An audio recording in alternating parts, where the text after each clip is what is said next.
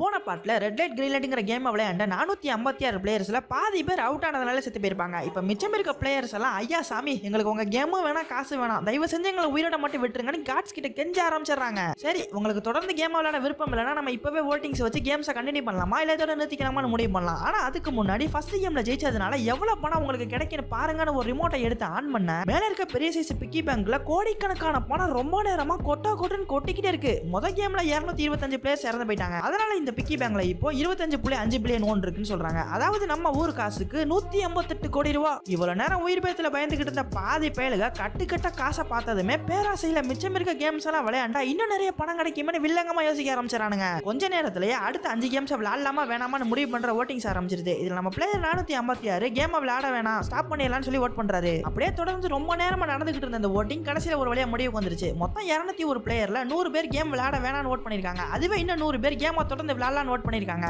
இப்ப கடைசியா ஓட் பண்ண போற நம்ம பிளேயர் 001 தாத்தா கையில தான் இந்த கேம் கண்டினியூ ஆக போகுதா இல்ல காலாவதி ஆக போகுதாங்கிற முடிவு இருக்கு. இந்த ஆளு எந்த பட்டனடா அழுத்த போறாருன்னு எல்லாரும் ரொம்பவே ஆர்வத்தோட பாத்துக்கிட்டு இருக்க.